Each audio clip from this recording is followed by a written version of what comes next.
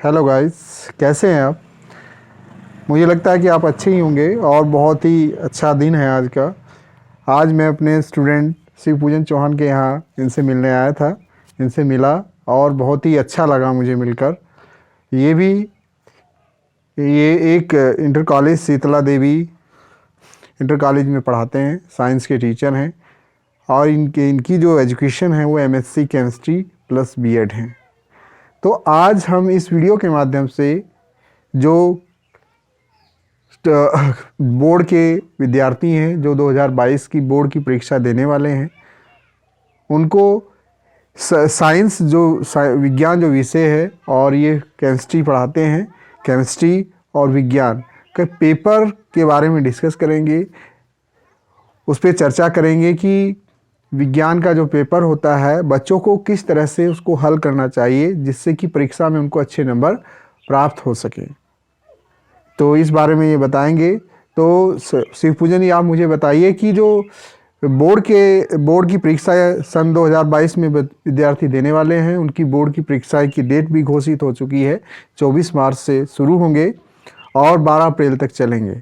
तो उनको बताइए कि विज्ञान का पेपर किस तरह से हल किया जाता है जिससे कि वो अच्छे नंबर प्राप्त हो सके। बहुत से बच्चे विज्ञान के विषय को लेकर घबराए रहते हैं कि हमारे नंबर कैसे आएंगे, कम ना हो जाए। तैयारी भी बहुत करते रहते हैं, होपलेस भी होते हैं। तो आप इस वीडियो के माध्यम से उनको बताइए कि नंबर कैसे अच्छे प्राप्त किए जा सकते हैं। जी सर, सबसे पहले सर मैं आपको धन्यवाद दूंगा कि आपने इस प्लेटफॉर्म के द्वारा मुझे अपने शब्दों को कहने का एक मौका दिया। तो सर, जैसा कि आपने पूछा कि जो हमारे विद्यार्थी हैं साइंस वाले, वो क्या करें या किस प्रकार से कॉपी लिखें जिससे वो अच्छे मार्क प्राप्त कर सकें। सबसे पहले तो मैं यही कहना चाहूँगा कि जो भी हमारे इंटर के या हाई स्कूल के बच्चे हैं, अब जैसे कि एग्ज़ाम निकट है आपका, 24 मार्च से है, बहुत कम दिन बचे हैं। तो मैं यही कहूँगा कि जो आप पढ़े हैं केवल उसी का क्या करें, रिवीजन कर ले। क्योंकि यदि आप जो चीज़ें नहीं पढ़े हैं उसमें अगर आप समय गंवाएंगे तो वो चीज़ें हो सकता है आपको समझ में ना आए। हाँ, सही कह रहे हैं। हाँ, समझ में ना आए हो सकता है, और आप उसमें समय गंवाएंगे तो जो पीछे आप पढ़े हैं उसका रिवीजन भी नहीं हो पाएगा, और रिवीजन नहीं हो पाएगा तो जो चीज़ें आप पढ़ रखे हैं वो भी भूल जाएंगे, और जो आप पढ़ेंगे हो सकता है वो भी समझ में ना आए। तो सबसे अच्छा जो चीज़ है, सबसे अच्छी चीज़ है कि आप लोग जो पढ़े हैं उसी का क्या करें, रिवीजन कर ले। जैसे मान लीजिए हमारे पास क्या हो, एक गिलासा अगर भरा है उसमें आधा क्या है, पानी है, ठीक है।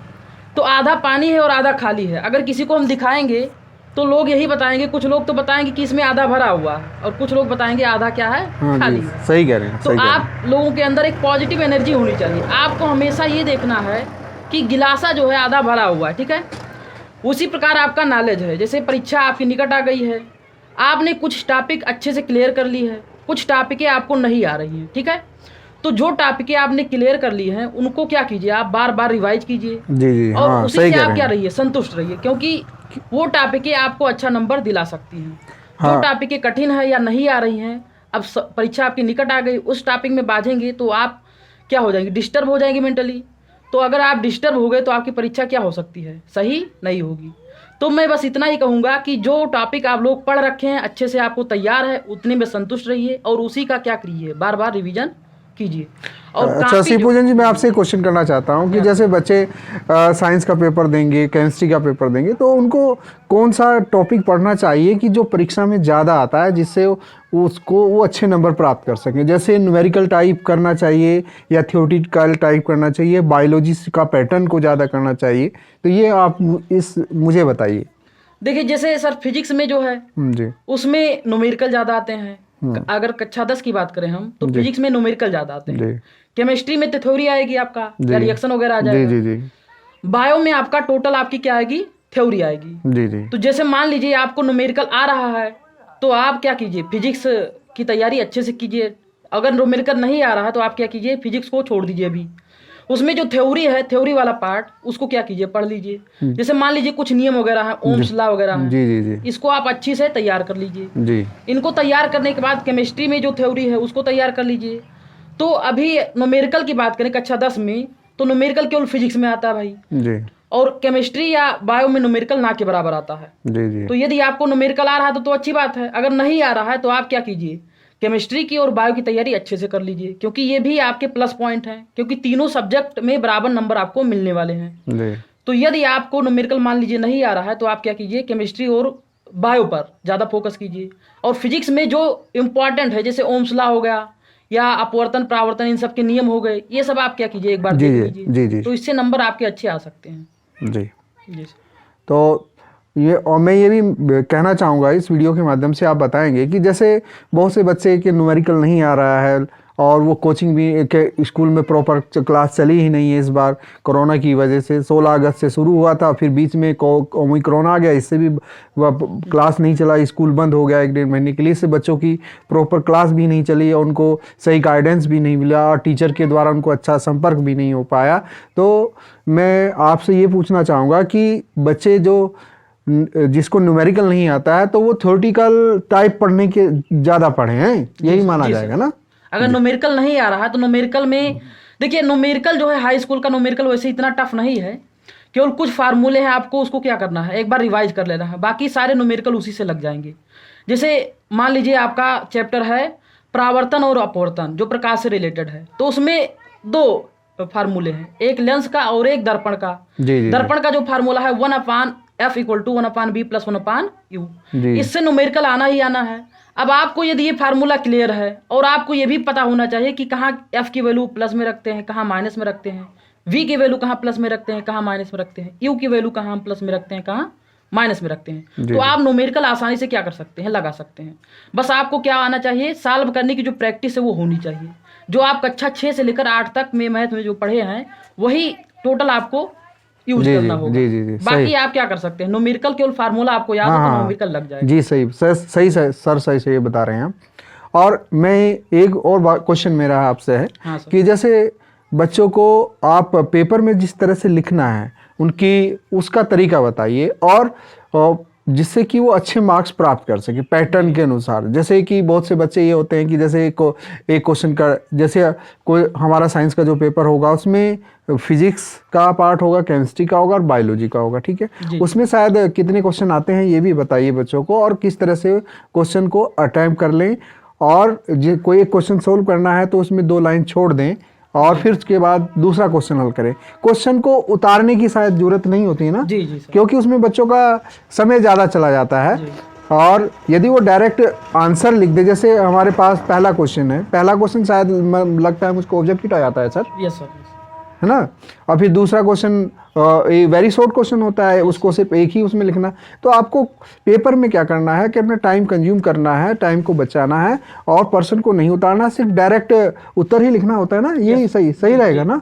हाँ जी जी। तो आप भी बच्चों को बताइए थोड़ा इस बारे में। देखिए, सबसे पहले जब पेपर आप देने जाएं तो एकदम फ्रेश मूड में होकर जाएं। जी हाँ, सही कह रहे हैं, सही कह रहे हैं। किसी चीज की आप टेंशन मत लीजिए। प्रेशर नहीं लेना चाहिए, प्रेशर और नहीं लेना। जैसे कुछ लोग प्रेशर लिए रखे हैं कि ये मेरा टॉपिक नहीं तैयार है, ये टॉपिक नहीं तैयार है। मैं सर शायद मैं मानता हूँ कि जैसे बच्चे का पेपर सुबह है तो उसको रात के समय, और यानी कि शाम को 5-6 बजे पढ़ाई बंद कर देनी चाहिए, आराम से रिलैक्स होकर सोना चाहिए और फिर सुबह उठना चाहिए ना। क्योंकि अगर सुबह रात में आपने अच्छी नींद लिया है तो सुबह आपका दिमाग एकदम साफ चलेगा। और हो सकता है कि कुछ बच्चे ऐसा करते हैं, रात भर पढ़ते हैं, सुबह देने पेपर चले आते हैं।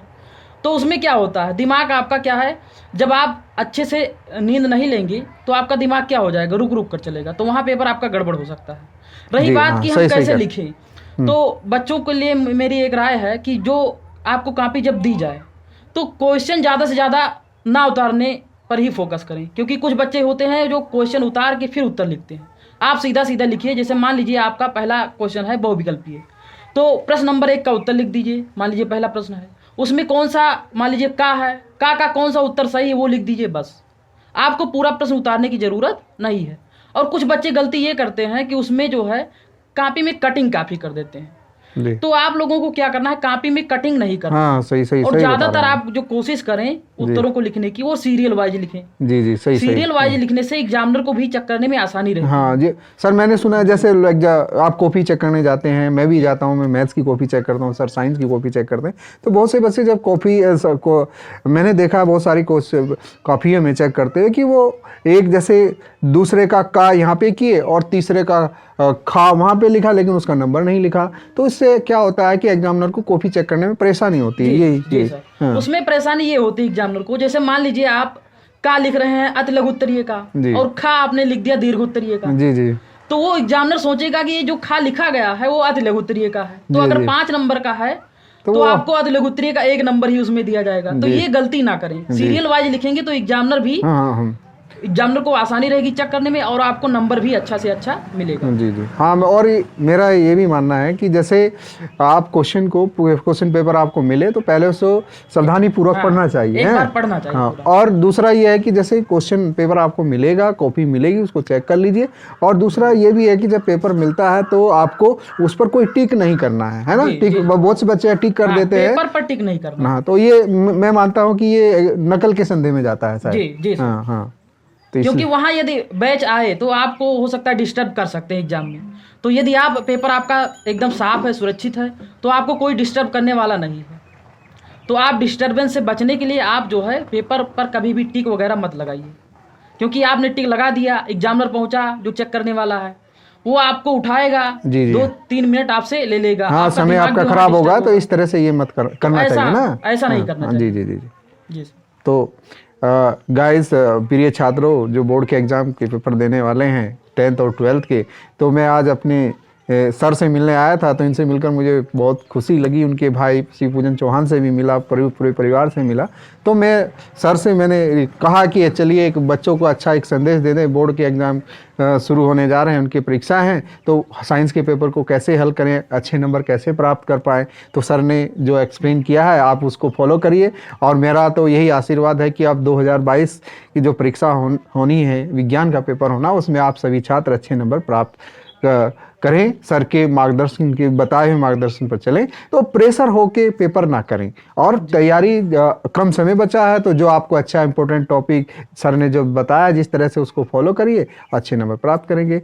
बाय, थैंक यू, मिलते हैं नेक्स्ट वीडियो में। ओके सर, और कुछ कहना चाहेंगे तो और बताइए बच्चों को। नहीं सर, बस इतना ही कहना चाहेंगे कि जो बच्चे आपके गाइड में रहे हैं उनको कोई दिक्कत नहीं होगी।